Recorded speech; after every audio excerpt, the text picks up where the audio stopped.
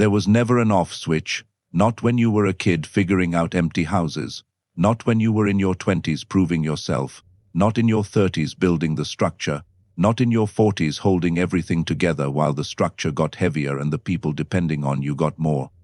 And now you're past 50 and the switch still isn't off. It's just that the machine running on no off switch for 4 decades is starting to show it. Not dramatically. Gen X doesn't do dramatic, just quietly, in the way your patience shortened, in the way things that used to roll off you now stick, in the way you used to be able to push through anything, and now the push takes longer to start and costs more when it finishes. That's not weakness. That is a completely predictable outcome of running a high-performance system without maintenance for 50 years. A car driven hard with no service intervals doesn't break down all at once. It just starts costing more to keep going, more effort for less output, more recovery time for the same result. You're not broken. You're overdue. My name is Frank, and today we're talking about why Gen X feels drained, the real reasons, not the surface ones, and what actually works when you finally decide you're willing to do something about it. Let's start with what drained actually means, because Gen X has a complicated relationship with that word. You know, physical tired. You've handled physical tired your whole life. Long days, hard work, not enough sleep. You know what that costs and you know how to recover from it. Rest, eat, sleep, back at it tomorrow. That system works. It always worked. This is different. This is the kind of drain that sleep doesn't fix. You go to bed tired and wake up tired. 8 hours changes nothing. A weekend away helps for about 48 hours, and then you're back to the same baseline, the same low-level heaviness that sits behind everything, behind the work, behind the conversations, behind the moments that should feel good but land a little flat. And the frustrating part is you can't point to it. You can't show anyone. Nothing is technically wrong. The doctor says so. The blood work says so. From the outside, everything looks fine. From the inside, something has been quietly running down for years, and you're only now admitting it because the gap between how much you're putting in and how much you're getting back has become impossible to ignore. Here is what nobody told you about energy, and this is the part most people miss completely. Physical energy and emotional energy are not the same system. You can be physically rested and emotionally completely empty at the same time. And for Gen X men specifically, this is exactly what happened. You maintained the physical side. You kept showing up, kept moving, kept functioning. But the emotional account was being withdrawn from continuously with almost no deposits going in. Think about what the emotional account withdrawal looks like for a Gen X man over 50. You're managing a career that either demands more than it used to or has changed in ways that require constant adaptation. You're watching your parents age in real time and handling whatever that produces, appointments, decisions. The quiet grief of watching someone become less than they were. You've got a kid who might still need things from you even though they're technically adults now. You've got a relationship that deserves presence you don't always have left to give.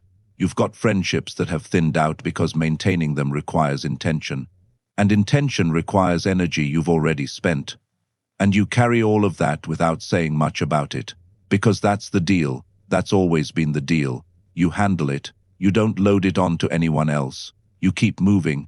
But here's what that costs. Every time you absorb something hard without processing it, you make a withdrawal from the emotional account. And Gen X has been making withdrawals since childhood with almost no one showing them how to make deposits.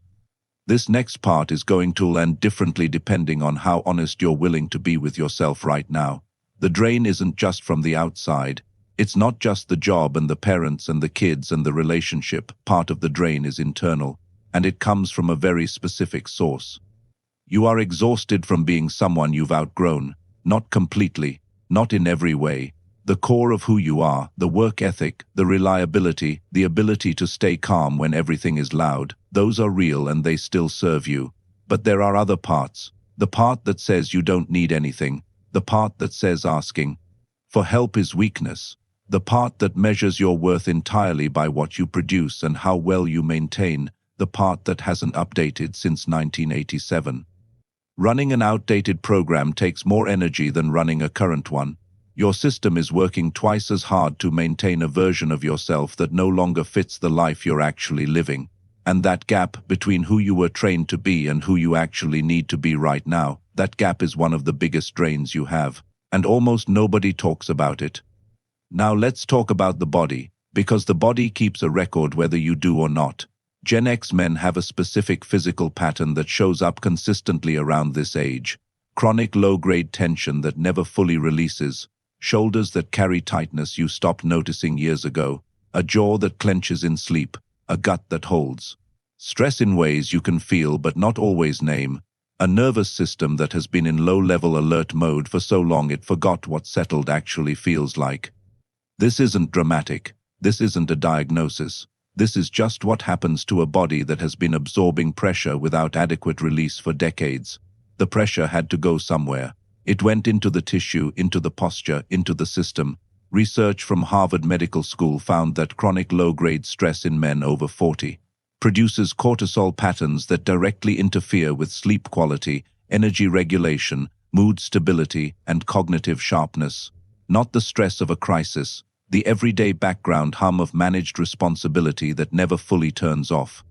That background hum has a physical cost, and that cost compounds over years the way debt compounds with interest, slowly at first, then faster. Then suddenly the number is bigger than you expected and you're not sure how you got here. Here is the part where most videos tell you to meditate. This is not that video, because telling a Gen X man who has been running at full capacity since before most millennials were born to sit quietly and breathe is not useful advice. Not because meditation doesn't work, it does, but because the delivery is wrong for the audience.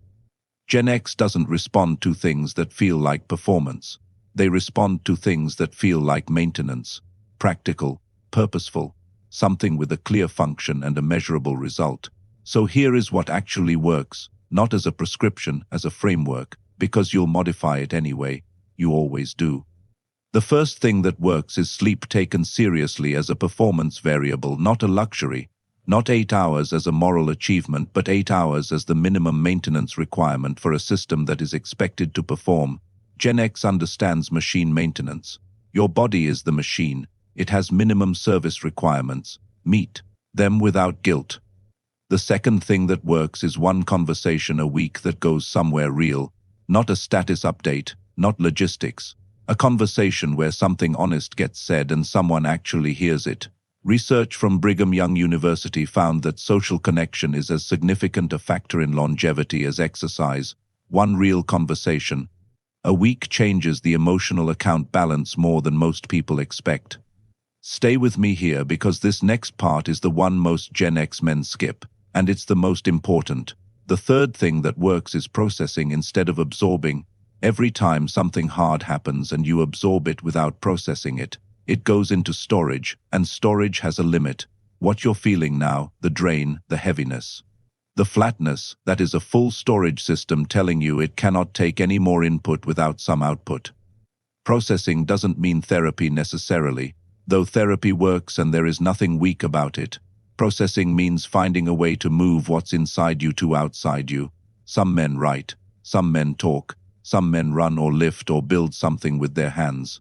The method doesn't matter. The movement does. The thing has to go from inside the system to outside the system or the system stays full. Gen X was never taught this. The model they inherited was absorb and keep moving, and that model worked for a while. It worked until the storage filled up, and for a lot of Gen X men over 50 the storage is full, has been full for years, and they've been compressing the files tighter and tighter trying to make more room, and there is no more room. Here's the fourth thing, and this one is going to feel the most foreign: receiving, not giving, not managing, not producing, receiving, letting something good land without immediately moving past it, letting someone do something for you without redirecting it back to them, letting a moment of genuine rest be rest without the background guilt that says you should be doing something. Gen X was trained to earn everything, to justify their presence through output, to measure their worth by what they produced, and that training never included a module on receiving, on allowing, on letting the account be replenished instead of just managed. The drain you're feeling is partly a receiving problem. The incoming is not. Matching the outgoing, and no amount of working harder fixes that. Only allowing more in does. That's not soft advice. That's basic system maintenance. Input must eventually match output or the system runs down. You know this about every other system in your life. Now apply it to yourself.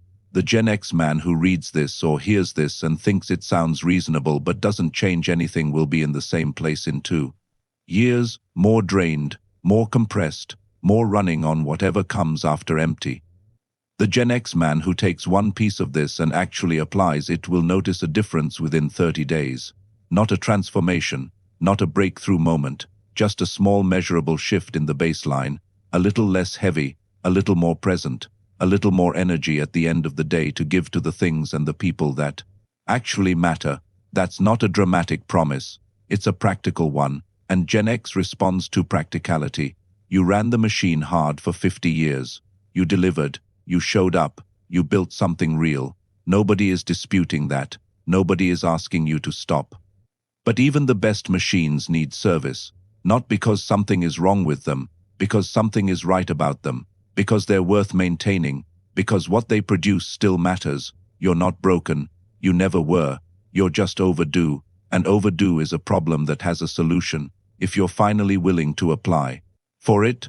I've been covering the psychology behind what drives Gen X men and what quietly costs them in a book called Psychology of Gen X. If you want to go deeper on any of this, it's in the description below.